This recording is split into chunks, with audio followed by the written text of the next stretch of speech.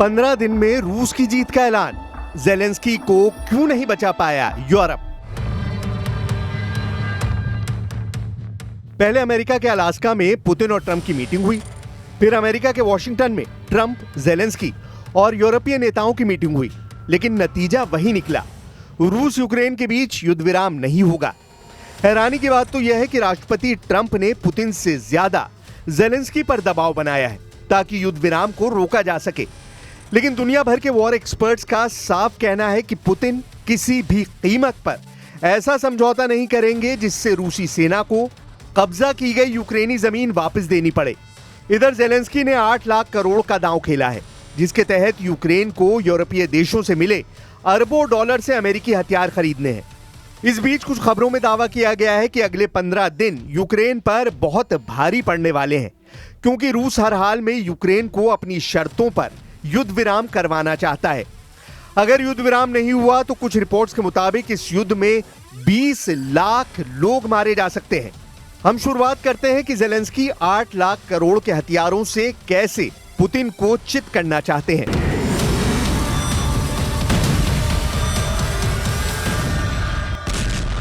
$8 लाख करोड़ के हथियारों से पुतिन को हराने की डील। एक तरफ यूक्रेन युद्ध को लेकर तमाम कोशिशें चल रही हैं, तो वहीं दूसरी तरफ ट्रंप के साथ ज़ेलेंस्की ऐसी डील करने में जुटे हैं ताकि पुतिन को जंग में हराया जा सके। पिछले 36 घंटों में ही रूसी सेना ने पूर्वी यूक्रेन के कई इलाकों पर ताबड़तोड़ हमले किए हैं। लेकिन देखने वाली बात तो यह है कि ज़ेलेंस्की को अभी भी लगता है कि अगर वो ट्रंप के साथ बड़ी हथियारों की डील कर लेंगे तो उससे पुतिन को काबू में करना आसान हो जाएगा।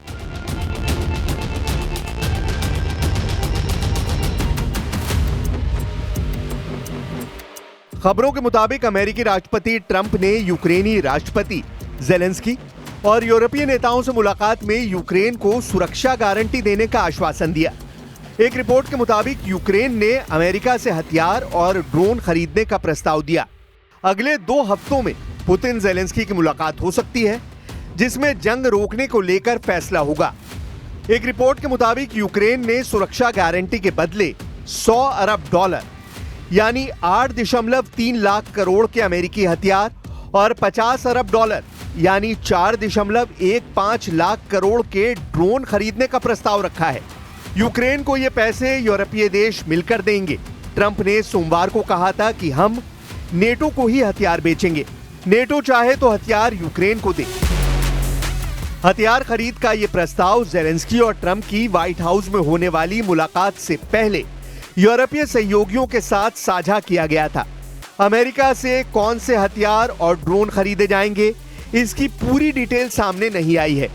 हालांकि यूक्रेनी अधिकारियों ने मिसाइलों और डिफेंस डिवाइस के साथ शहरों और बुनियादी ढांचों की रक्षा के लिए 10 American made patriot air defence system की डिमांड की है।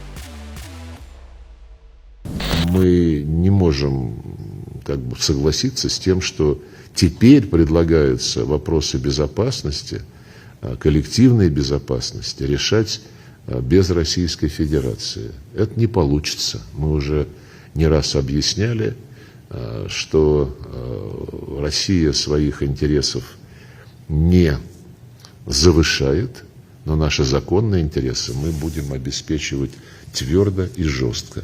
И я уверен, что на Западе, прежде всего в Соединенных Штатах, прекрасно понимают, что всерьез обсуждать вопросы обеспечения безопасности без Российской Федерации – это утопия, это путь в никуда. लेकिन इधर जो खबरें आ रही हैं उनके मुताबिक रूस ने भी हर चाल की काट निकाल ली है। फिलहाल तो वो किसी भी कीमत पर यूक्रेन के कब्जे वाले इलाके छोड़ने को तैयार नहीं है, और जब तक रूस पूर्वी यूक्रेन के बड़े हिस्से में कब्जा बनाए रखेगा, तब तक ज़ेलेंस्की और पुतिन के बीच युद्ध विराम पर वार्ता संभव नहीं है।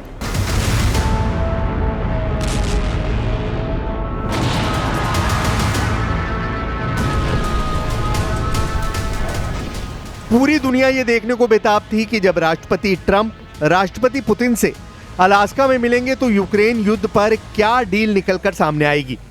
लेकिन हैरानी की बात तो यह है कि इस मीटिंग में ना तो कोई डील हुई और ना सीज फायर पर बात बनी। वॉर एक्सपर्ट्स का साफ कहना है कि आज की तारीख में रूसी सेना ने यूक्रेन के काफी बड़े इलाके पर कब्जा कर लिया है। इस वजह से यूक्रेन, यूरोप, नेटो और अमेरिका पुतिन पर दबाव नहीं बना पाए हैं। शुरू में दावे किए जा रहे थे कि ट्रंप पुतिन पर भारी साबित होंगे, लेकिन पुतिन ने दिखा दिया कि डोनाल्ड ट्रंप भले ही दूसरे देशों को धमकाकर अपना दबाव बना लेते हों, लेकिन पुतिन को दबाना ट्रंप के बस की बात नहीं है। यही वजह है कि जैसे ही मीटिंग खत्म हुई, रूसी सेना ने यूक्रेन पर हमले बेहद तेज कर दिए हैं। खबर तो यह भी है कि ज़ेलेंस्की इस मीटिंग के नतीजों से बुरी तरह घबरा गए हैं।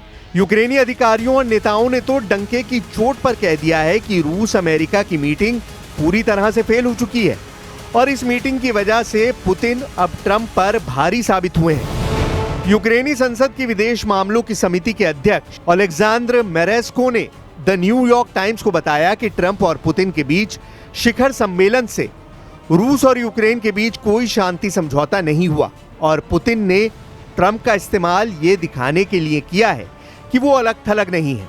मेरेस्को ने आगे कहा कि पुतिन, जिन पर अंतर्राष्ट्रीय आपराधिक न्यायालय ने युद्ध अपराधों का आरोप लगाया है, सूचना युद्ध जीत गए हैं। यूक्रेनी अधिकारी ने कहा कि पुतिन ने एंकरेज स्थित ज्वाइंट बेस एल्मेडॉफ रिचर्डसन में शिखर सम्मेलन के बाद ट्रंप के साथ संयुक्त भाषण में अपने विचारों को दोहराया और कहा, मुझे कोई बदलाव नहीं दिख रहा है। ट्रंप पुतिन में 3 घंटे क्या बातचीत हुई, इसकी जानकारी नहीं दी गई है। 12 मिनट चली प्रेस कॉन्फ्रेंस में दोनों नेताओं ने किसी पत्रकार के सवाल का जवाब नहीं दिया। ट्रंप ने कहा कि बैठक सकारात्मक रही, लेकिन अभी कोई अंतिम समझौता नहीं हुआ। पुतिन ने कहा कि यूक्रेन युद्ध खत्म करने के लिए उसकी असली वजह को खत्म करना जरूरी है। पुतिन ने कहा कि अगर 2022 में ट्रंप राष्ट्रपति होते तो यूक्रेन युद्ध नहीं होता।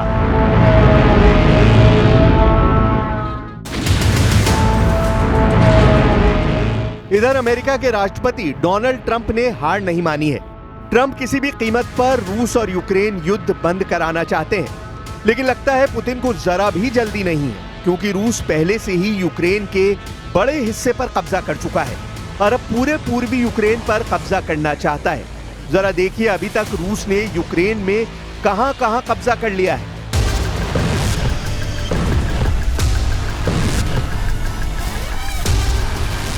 रूस के रक्षा मंत्रालय ने कहा है कि रूसी सेना ने Ukraine institute for the study of war यानी ISW ने 8 अगस्त 2025 की जमीन रिपोर्ट के मुताबिक कुछ ऐसे दावे किए हैं जो हैरान करने वाले हैं। ISW के मुताबिक रूस यूक्रेन की जमीन के 5वें हिस्से पर कब्जा कर चुका है, जो लगभग 1,14,500 वर्ग किलोमीटर इलाका होता है। तो वहीं दूसरे दावे में कहा गया है कि रूस ने यूक्रेन की लगभग 1,61,000 वर्ग किलोमीटर इलाके पर कब्जा कर लिया है। रूस से यूक्रेन के खार्किव, लुहांस्क, डोनेस्क, ज़ैपोरिज़िया और खैरसान क्षेत्रों से होकर लगभग 1,000 किलोमीटर तक बॉर्डर फैला हुआ है। रूस ज़ैपोरिज़िया और खैरसान क्षेत्रों के लगभग 3/4 हिस्से पर कब्जा कर चुका है। इसके अलावा यूक्रेन के खार्किव, सूमी, माइकोलाइव और निप्रोपेट्रोव्स्क क्षेत्रों के कुछ हिस्से रूसी कब्जे में हैं। सूमी और खार्किव क्षेत्रों में रूस लगभग 400 वर्ग किलोमीटर को कंट्रोल कर चुका है। निप्रोपेट्रोव्स्क में रूस ने सीमा के पास एक छोटा सा क्षेत्र अपने कब्जे में ले लिया है। रूस ने लुहांस्क और डॉनबास क्षेत्रों से बने डॉनबास्क नामक भूभाग में 46,570 वर्ग किलोमीटर यानी 88% क्षेत्र पर कंट्रोल कर लिया है। यूक्रेन के पास अभी भी डॉनबास का लगभग 6,600 वर्ग किलोमीटर इलाका बचा है। हालांकि रूस अपनी अधिकांश ऊर्जा डोनेस्क मोर्चे पर केंद्रित कर रहा है और अपने नियंत्रण से बाहर बचे हुए अंतिम प्रमुख शहरों की ओर बढ़ रहा है।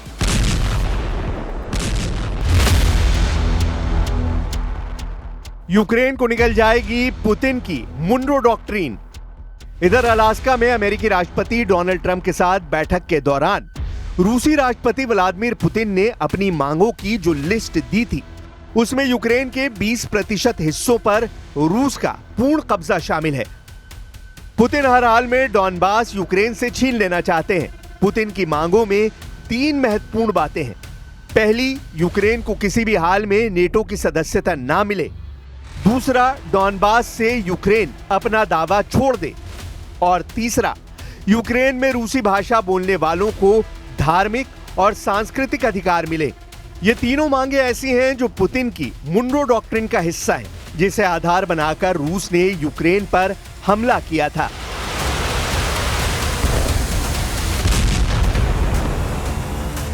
मुंडो डॉक्ट्रिन का मतलब यह है कि रूसी भाषियों के धार्मिक और सांस्कृतिक अधिकारों को खतरा होता है तो रूस आक्रमण करने के लिए मजबूर होगा।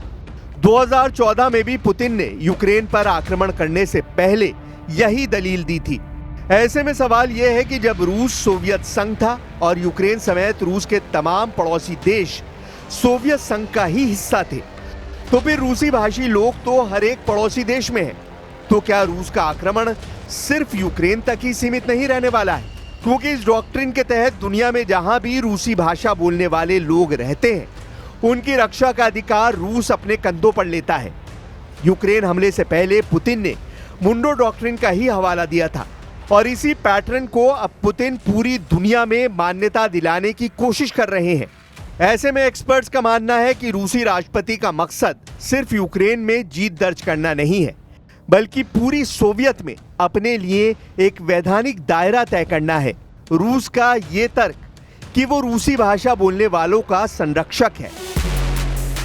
दरअसल भविष्य में Latvia, Estonia, Kazakhstan, Moldova, Belarus और किर्गिस्तान जैसे देशों पर भी हमला करने का रास्ता खोलता है। ऐसे में यह सवाल है कि क्या रूस आगे जाकर इन देशों पर भी आक्रमण करने वाला है?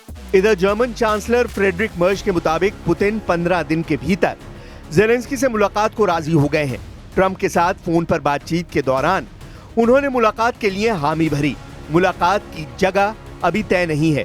यूरोपीय नेता चाहते हैं कि आगे होने वाली किसी भी बातचीत से पहले सीज फायर हो। हालांकि ट्रंप ने सीज फायर को अस्थायी समाधान बताया है। ट्रंप ने कहा है कि रूस यूक्रेन की जंग जारी रहेगी या शांति आएगी, इसका फैसला 2 हफ्तों में हो जाएगा। ज़ेलेंस्की और यूरोपीय नेताओं के साथ बैठक के बाद ट्रंप ने कहा कि मैंने राष्ट्रपति पुतिन को फोन किया। जल्द ही पुतिन और ज़ेलेंस्की के बीच मुलाकात होगी। इसके बाद ट्राइलैटरल बैठक होगी जिसमें दोनों राष्ट्रपति और मैं शामिल रहूंगा। अब ऐसे हालात में अगर ज़ेलेंस्की ये सोच रहे हैं कि वो 8 लाख करोड़ के अमेरिकी हथियार खरीदकर पुतिन को काबू में कर लेंगे, तो उनकी ये सोच उन पर बेहद घातक साबित होगी।